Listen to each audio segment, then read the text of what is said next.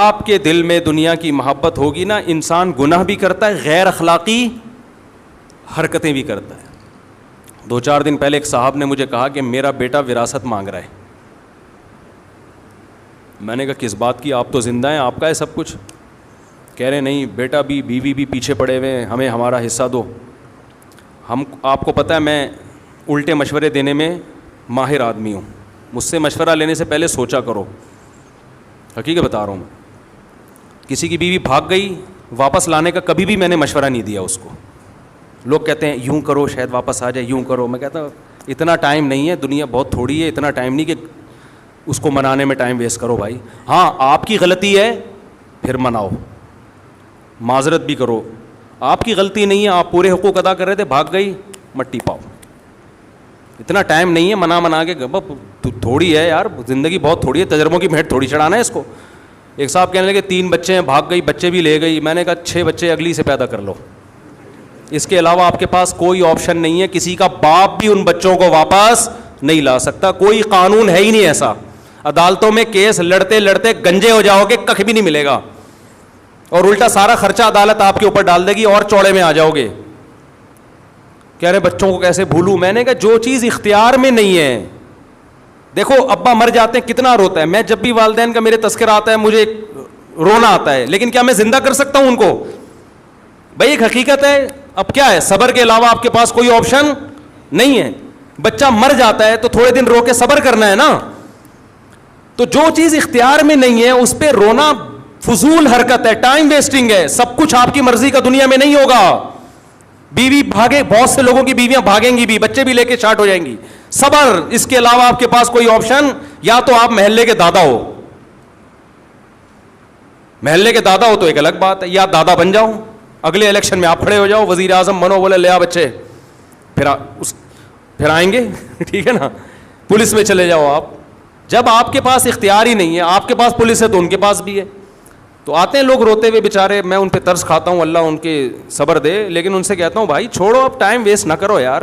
اور ویسے بھی جو، اور خاص طور پر جو غربت کی وجہ سے بھاگی ہے نا، وہ تو اس قابل نہیں ہے کہ اس کو لایا جائے. بیوی میں اور طوائف میں فرق یہ ہوتا ہے کہ طوائفہ پہ پیسے خرچ کرو تو خوش رہتی ہے، بیوی پیسے خرچ کرو تو بھی خوش، اور اگر آپ غریب ہو گئے تو بھی غم میں آپ کا ساتھ. اس کو شریک حیات اس لیے تو کہتے ہیں، زندگی کی ساتھی ہے، خوشی غم میں آپ کا ساتھ دے گی.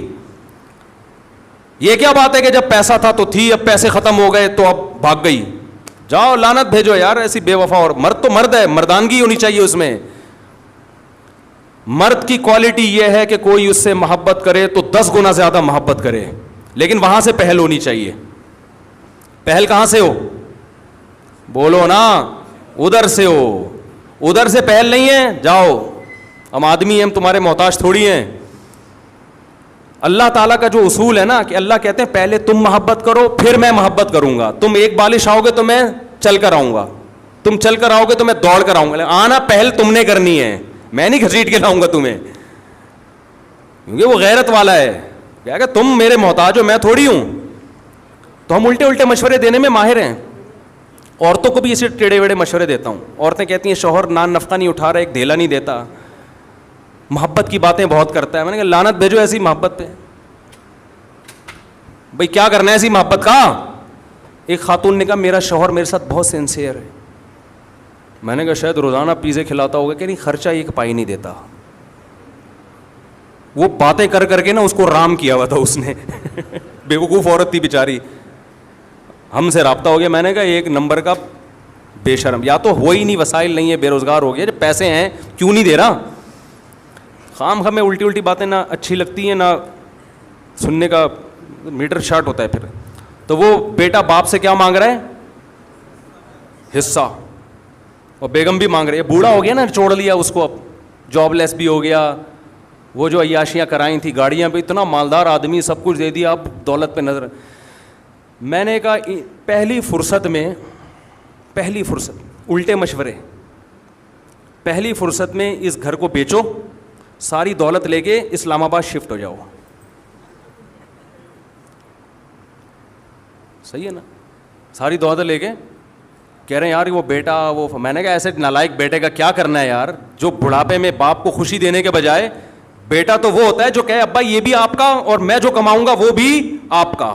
ہم نے ایسے نیک اولادیں بھی دیکھی ہیں, جب جاب لگی ہے تو ابا کے ہاتھ میں لا کے تنخواہ پکڑا دی ہے کہ ابا یہ آپ کی وجہ سے, آپ نے پڑھایا, آپ نے ہم پہ خرچ کیا, یہ چھت آپ نے دی, میری ماں کو تحفظ آپ نے دیا جس کی وجہ سے اس نے عزت سے مجھے پالا ہے, مجھے نہیں چاہیے پیسہ, یہ سب کس کا ہے؟ آپ کا ہے, یہ آپ ہمارا نہیں ہے. یہ ہمارے شیخ حضرت مفتی رشید احمد صاحب کے والد نے زندگی میں وراثت تقسیم کر دی, اور بہت بڑی وراثت تھی, بہت لینڈ لارڈ تھے, بڑے مالدار تھے, سارے بیٹوں کو پلاٹ دے دیے, جاگیریں دے دی, زندگی میں تقسیم کر دی کہ بھئی میں آرام سے دنیا سے جاؤں گا. 80 سال ان کی عمر تھی, اتفاق سے انہوں نے ایک اور نکاح کر لیا 80 سال کی عمر میں. بولو بھائی, ایک اور نکاح کر لیا. اللہ کی قدرت, اس سے اولاد پیدا ہو گئی, بیٹا ہو گیا اس سے.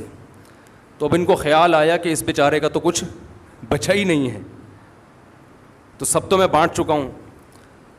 تو سب بیٹوں کو بیٹیوں کو بلایا کہ بھئی دیکھو میں دوبارہ سے تقسیم کرنا چاہتا ہوں, جس کو میں نے ہینڈ اوور کیا ہے اپنی خوشی سے مجھے جو واپس کرنا چاہے. حضرت فرماتے ہیں ہم نے کہا اپنے والد سے کہ یہ جو آپ کہہ رہے ہیں نا کہ اپنا مال, جو اپنے پلاٹ واپس کر دو, یہ ہمارے اپنے نہیں ہیں. فرمایا ہمیں اس کو اپنا کہتے ہوئے شرم آ رہی ہے, ہمارا تو ایک قطرہ نہیں, ایک پیسہ ہم اس زمین پہ خرچ نہیں, یہ تو سب آپ کا ہے. دیکھو شرعی لحاظ سے تو بیٹے مالک بن گئے تھے, لیکن اخلاقیات بھی کوئی چیز ہوتی ہے نا, مالک بنایا تو آپ نے, ہمارا کہاں سے ہو گیا. حضرت فرماتے ہیں یہ تو ہمیں والد صاحب کے منہ سے یہ جملہ بہت برا لگ رہا تھا کہ یہ ہمارا کیوں کہہ رہے ہیں, یہ بولیں لاؤ میرے پلاٹ واپس کرو. جو غیرت مند اولادیں ہوتی ہیں ان کا ایٹیٹیوڈ یہ ہوتا ہے کہ باپ نے جو چیز دے دی اس کو بھی باپ کا مال سمجھ رہے ہیں, اپنا نہیں سمجھ رہے. جو بے شرم اولادیں ہوتی ہیں وہ باپ سے ان حصہ مانگ رہی ہوتی ہیں. ایک دھیلا تمہارا خرچ نہیں ہوا اس کو خریدنے میں, سارا تمہارے باپ نے دیا, تم کیسے مانگ رہے ہو؟ نبی نے کیا فرمایا؟ انت و مالک لی ابیکا, فرمایا تو اور تیرا مال تیرے باپ کا ہے. زندگی میں اولاد جو کما رہی ہے وہ باپ کو لا کے دے. باپ پھر وہ کہے کہ نہیں بھائی یہ تم کما رہے ہو تو تم خود رکھو اپنے پاس.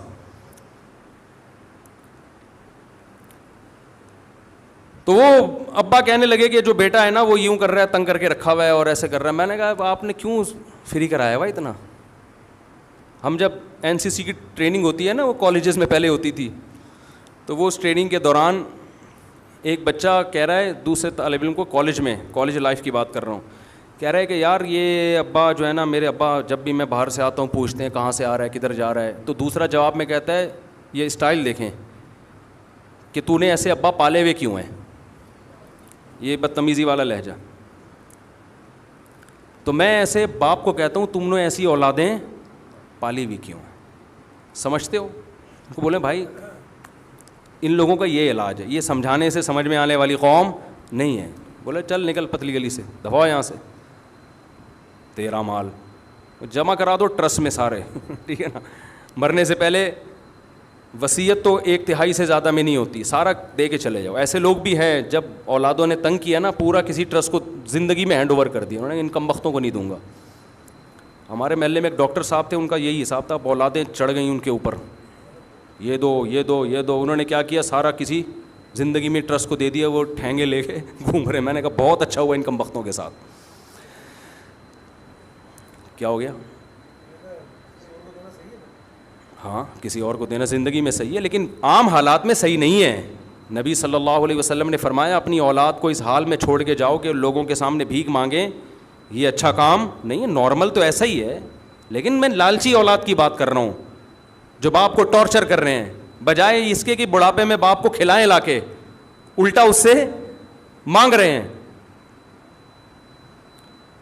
نچوڑ لیتے ہیں نا جوانی میں, تو سب نچوڑ کے آخر میں بیچارہ وہ ٹیشو پیپر کی طرح ایسے باپ بھی ہم نے دیکھے ہیں پڑے ہوئے کمرے میں روتے رہتے ہیں, کہنے اس گھر میں کوئی مجھ سے عزت سے بات نہیں کرتا. سب عورتیں شرارتی نہیں ہوتی, لیکن جو شرارتی ہوتی ہیں نا وہ جوانی میں نچوڑنے کے بعد بڑھاپے میں اپنے میاں کو طبیعت سے دھوتی ہیں, پھر وہ بیٹوں کو ساتھ ملا کے طبیعت سے دھوتی. پھر عورتیں کہتی ہیں ہمارے خلاف بیان کر رہے ہیں. میں نہیں کہہ رہا کہ ساری ہوتی ہیں, جو ہوتی ہیں ان کی بات کر رہا ہوں, اکثر ایسی نہیں ہوتی, لیکن اس طرح کی بھی ہوتی ہیں جو بہت غلط ہے. تو دنیا کو جب تک آپ مسافر خانہ نہیں سمجھو گے, یہ غیرت آپ کے اندر پیدا نہیں ہوگی. نبی صلی اللہ علیہ وسلم نے ہمیں تسلی دی ہے کہ جو نوالا تمہارے مقدر میں لکھا ہے, الا وان نفسا لن تموت حتی تستکمل رزقا, کیسی عجیب حدیث ہے. فرمایا تم میں سے کسی کی اس وقت تک موت نہیں آ سکتی جب تک آخری نوالا وہ نہ کھا لے. تو پھر ناجائز طریقے سے آپ کیوں پیسہ کماتے ہو بھائی, غیر اخلاقی طریقوں سے؟ جو آپ کے مقدر کا ہے وہ آپ کو ہر قیمت پہ مل کے رہے گا, اور جو مقدر میں نہیں ہے کچھ بھی کر لو. ان بیٹوں نے کتنی کوشش کی نا باپ کو نچوڑنے کی, مگر کچھ بھی نہیں ملا. عزت سے رہتے تو کروڑوں روپے مل جاتے, ٹائم پہ مل جاتے. تو آپ نے فرمایا الا وان نفسا لن تستکمل حتی لن تموت حتی تستکمل رزقا, وہ کوئی نفس اس وقت تک مر نہیں سکتا, ہرگز موت نہیں آئے گی جب تک اپنا دال پانی مکمل نہ کر لے. اپنے حصے کا جو روٹی پانی اللہ نے لگائی ہے نا, وہ کھائے پیے بغیر دنیا سے جاؤ گے. یہ سب ڈیوائیڈ ہے. قدر فیہا اقواتہا, قرآن کہہ رہے ہیں انسان کے دنیا میں آنے سے پہلے رزق کا بندوبست کیا ہے میں نے, کس کو کتنا کھانا ہے, کس کو کتنا کھلانا ہے, پہلے سے سب انتظام ہو چکا ہے. تو چھیننے کی کوشش مت کرو. تو اللہ ہمیں موت کی تیاری کی توفیق عطا فرمائے. بار بار یہ سوچنے کی, جب انسان موت کے لیے تیار ہوتا ہے تو اگر اس سے گناہ ہو بھی جائے تو توبہ کی توفیق ملتی ہے اس کو.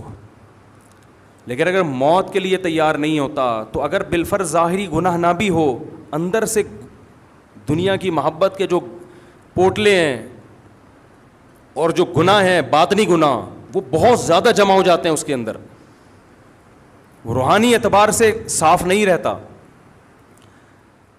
تو اللہ تعالی ہمیں موت کی